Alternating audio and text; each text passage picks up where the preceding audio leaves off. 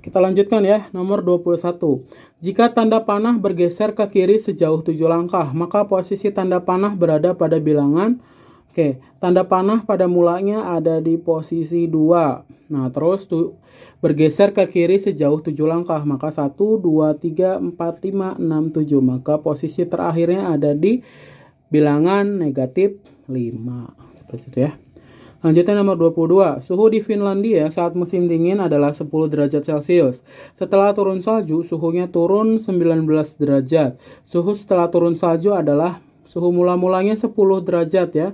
Kemudian turun suhunya 19 derajat. 10 kurang 19 maka sama dengan min 9 derajat Celcius suhu Finlandia setelah turun salju. Selanjutnya 23. Bilangan bulat antara bilangan negatif 4 dan 1 yang lebih kecil dari negatif 1 adalah, ini adalah bilangan bulat antara negatif 4 dan 1. Nah, antara bilangan negatif 4 dan 1, maka negatif 4 dan 1-nya itu tidak termasuk ya. Yang lebih kecil daripada negatif 1, maka adalah min 3 dan min 2. Itu yang lebih kecil bilangannya ya. Selanjutnya nomor 24. Suhu daging saat dikeluarkan dari lemari pendingin adalah negatif 20 derajat Celcius. Saat dimasak suhunya naik 112 derajat Celcius. Beberapa saat kemudian ketika dihidangkan suhunya turun 50 derajat Celcius. Tentukan suhu daging tersebut saat dihidangkan. Suhu daging ya.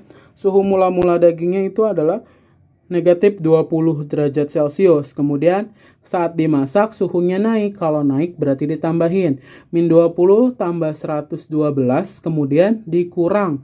Suhunya turun maka dikurang ya. Dikurang 50. Min 20 tambah 112 sama dengan 92. Dikurang 50 sama dengan 42 derajat Celcius suhu daging tersebut saat dihidangkan.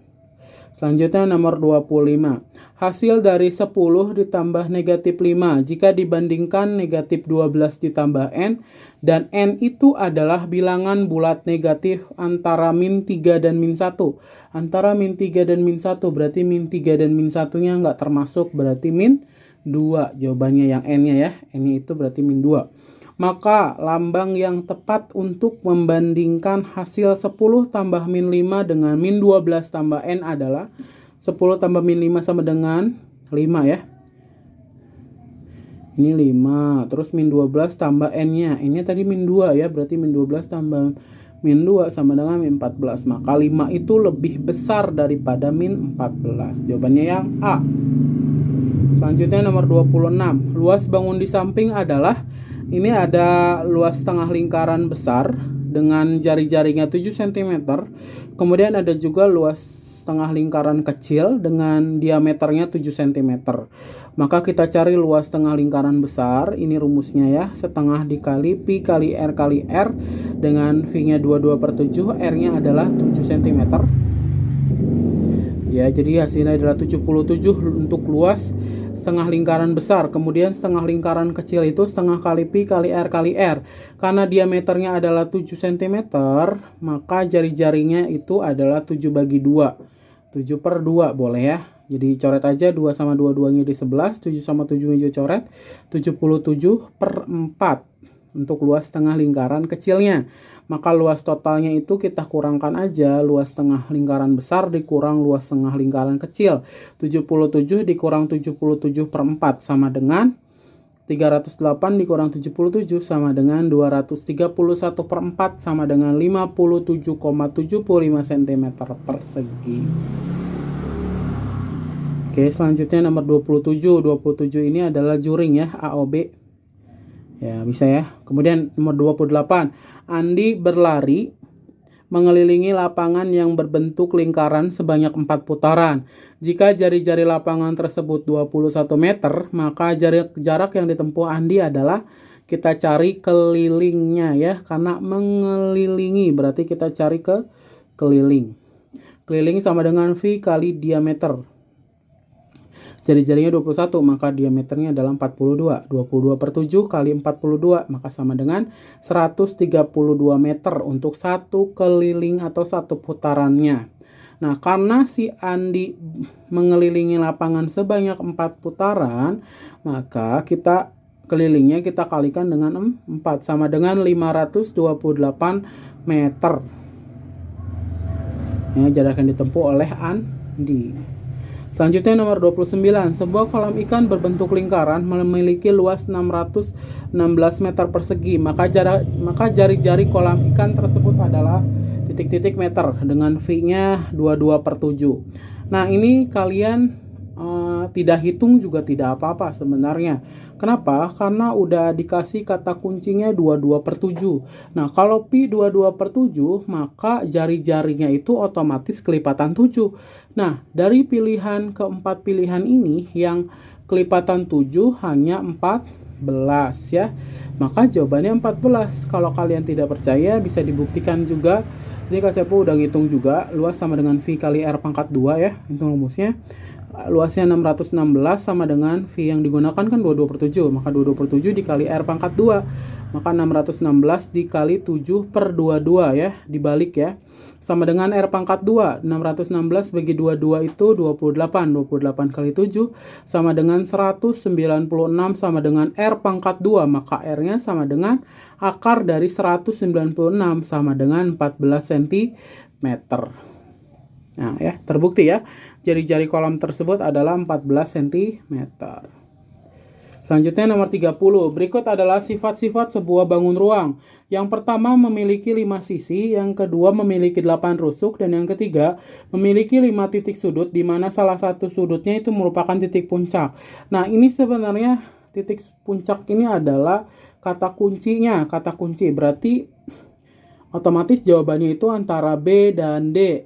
Yang memiliki titik puncak ya limas ya. Prisma itu tidak memiliki titik puncak. Kemudian memiliki 5 sisi. Nah, otomatis yang segi 4 ya, dimana ada sisi alasnya. Kemudian ada segitiganya yang 4 atau sisi tegaknya 4. Seperti itu ya. Selanjutnya nomor 31. Sebuah akuarium berbentuk tabung memiliki diameter 80 cm dan tinggi 125 cm. 3/4 bagian akuarium tersebut diisi air. Volume air dalam akuarium tersebut adalah titik-titik liter. Maka kita ubah dulu ke dalam bentuk dm ya. 80 cm kita ubah ke dalam bentuk dm jadi 8 dm. Kemudian tingginya kita ubah jadi dm jadi 12,5 dm. Maka 3/4 dikali 314/100 dikali diameternya 8, maka jadi 4 ya. Dikali 4 kali 4 dikali 125/10. Kalian tinggal coret-coret aja. Jadi sama dengan 3 kali 157 sama dengan 471 liter untuk volume akuarium tersebut. Oke, selanjutnya nomor 32. Volume bangun ruang di samping adalah, oke, ini adalah bangun, volume balok, dan 5 segi 4. Di mana baloknya itu ukuran panjangnya 24 cm dengan lebarnya 8 cm dan tingginya 10 cm. Kalian kali-kalikan saja. Sama dengan 1920 cm pangkat 3. Kemudian tinggi limasnya, ini yang 18 ini adalah ukuran dari titik puncak ke alas baloknya ya. Jadi tinggi limasnya ini adalah 8 cm. Didapat dari mana? Karena tinggi baloknya itu 10 cm. 18 dikurang 10 sama dengan 8 cm. Ya, maka 1/3 dikali luas alas dikali tinggi. Luas alasnya itu persegi panjang, berarti panjang kali lebar. Panjang alas limasnya itu adalah 24 dikali lebar limasnya itu 8 cm dikali tinggi limasnya 8. Jadi 1/3 kali 24 kali 8 kali 8, 24 bagi 3 itu 8, 8 kali 8 kali 8 itu 512 ya. Jadi tinggal dijumlahkan aja, volume balok ditambah volume limas sama dengan 1920 ditambah 512 sama dengan 2432 cm3. Itu untuk nomor 32. Selanjutnya nomor 33. Ayah akan membuat rak buku tanpa pintu yang berbentuk balok menggunakan kayu lapis. Lemarinya akan dibuat berukuran panjang 1,5 meter, lebar 0,5 meter, dan tinggi 2 meter. Maka kayu lapis yang dibutuhkan ayah adalah, oke, ini lemarinya tanpa tutup ya, berarti tidak ada depannya. Berarti ukurannya itu bentuknya itu hanya ada belakang, bagian belakang, kemudian ada kanan kiri dan bawah atas saja. Maka kalau belakang itu berarti panjang kali tingginya, kemudian ditambah 2 kali lebar kali tinggi, ditambah 2 kali panjang kali lebar. Nah, maka panjangnya itu 1,5 meter ya.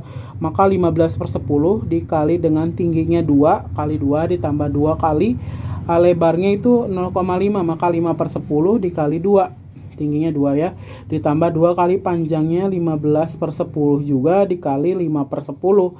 Tinggal kalian coret-coret aja yang bisa dicoret. Maka ini sisanya adalah 3 untuk bagian belakangnya. Kemudian kanan kirinya adalah 2 meter, kemudian bawah atasnya adalah 1,5 meter. Maka kayu lapis yang dibutuhkan ayah adalah 6,5 meter. Tinggal kalian jumlahkan aja semuanya ya. Selanjutnya nomor 34. Perhatikan bangun ruang di samping. Luas permukaan bangun ruang di samping adalah bangun tabung ya, dimana luas permukaannya itu adalah 2pi kali R dikali buka kurung R tambah T, atau 2 kali luas alas ditambah keliling alas kali tinggi, atau 2 kali luas alas ditambah selimut tabung atau luas selimut ya. Maka 2 kali 314/100 dikali 10, jari-jarinya 10 ya karena diameternya 20. Kemudian dikali buka kurung 10 ditambah 35, dimana tinggi tabungnya adalah 35 cm. Maka 628/10 dikali 45 sama dengan 28.260/10. Tinggal coret aja nolnya. Jadi sama dengan 2826 cm pangkat 2. Itu luas permukaan dari si tabung tersebut. Nah, kemudian tabel yang tepat untuk menyajikan data tersebut adalah nilai 6 ada 7 orang, 7 siswa. Otomatis yang A salah ya, karena dia ada 8 katanya, salah. Terus nilai 7 ada berapa? Ada 8 siswa. 8 siswa berarti yang D salah. Dia hanya ada 6 siswa katanya, nilai 7 berarti salah. Kemudian nilai 8 ada 5 siswa. Ini ada 6, salah. Berarti jawabannya yang B ya. Selanjutnya nomor 36. Diagram lingkaran di samping menunjukkan kegemaran siswa SDN Sukadamai. Jika jumlah seluruh siswa seluruhnya adalah 120 orang, maka siswa yang gemar membaca adalah titik-titik siswa. Nah, membaca itu banyak 40%. Ya, maka 40/100 atau jumlah persennya kita kalikan dengan jumlah seluruh siswanya. Maka 40/100 dikali dengan 120. Jumlah siswanya 120 ya. Kita coret aja, 4 kali 12 sama dengan 48 siswa. Untuk nomor 36. Selanjutnya nomor 37. Dari diagram batang di samping, selisih pasien yang datang pada hari Selasa dan Jumat. Hari Selasa ada pasiennya sebanyak 30 orang. Kemudian hari Jumat pasiennya sebanyak 60 orang. Selisih itu tinggal dikurang aja, yang besar dikurang kecil. Maka 90 kurang 30 sama dengan 60 orang. Itu nomor 37. Selanjutnya nomor 38. Rata-rata data di samping adalah rata-rata itu jumlah data dibagi banyaknya data. Jam 8 itu 35 suhunya, jam 9 36, jam 10 37, jam 11 35, jam 12 36, dan jam 1 siang 36. Tinggal dijumlahkan saja. Hasil penjumlahannya adalah 215 dibagi banyak datanya adalah 6 jam ya, dibagi 6 maka sama dengan 35,83 derajat Celcius. Rata-rata suhu di Kabupaten Bogor selama 6 jam. Tuh, selanjutnya nomor 39. Data nilai ulangan matematika kelas 6 SDN Melati adalah sebagai berikut. Ya, ini adalah nilai ulangannya ya, dan ada banyak siswanya juga. Kemudian yang ditanya adalah median. Median itu adalah nilai tengah. Oke, yang kita butuhkan adalah, kalau bentuknya kayak gini, kita butuh yang namanya tabel frekuensi kumulatif. Ya, frekuensi kumulatif didapat dari mana? Didapat dari hasil penjumlahan frekuensinya. 7, kemudian ditambah 6, 13, ditambah 7 lagi 20, kemudian 20 tambah 5, 25. Maka banyaknya data siswanya adalah 25 orang. Nah, maka data mediannya itu ada di data keberapa? Karena data seluruh siswanya itu ada 25 orang, maka 25 dibagi dengan 2. Ya, 25 bagi 2 itu hasilnya 12,5. Maka mediannya itu ada di data ke-12 dan ke-13. Maka ada di X12 tambah X13 dibagi dengan 2. Oke, data ke-12 dan data ke-13 ada di mana? Data ke-1 sampai ke-7 itu adalah 6. Ini data ke-1 sampai ke-7. Ini data ke-8 sampai ke-13. Data ke-14 sampai ke-20, ini data 21 sampai 25. Maka data ke-12-nya itu di mana? Data ke-13-nya di mana? Maka masih ada di 7. Data ke-12-nya 7, ditambah data ke-13-nya juga 7. 7 tambah 7 dibagi 2. 7 tambah 7, 14 dibagi 2 sama dengan 7. Jadi median dari data tersebut adalah 7. Betul ya. Selanjutnya nomor 40. Dari diagram tersebut, modus jenis ikan adalah modus itu nilai yang paling sering muncul atau frekuensinya paling banyak. Ya jelas mujair. Jadi jawabannya yang B ya.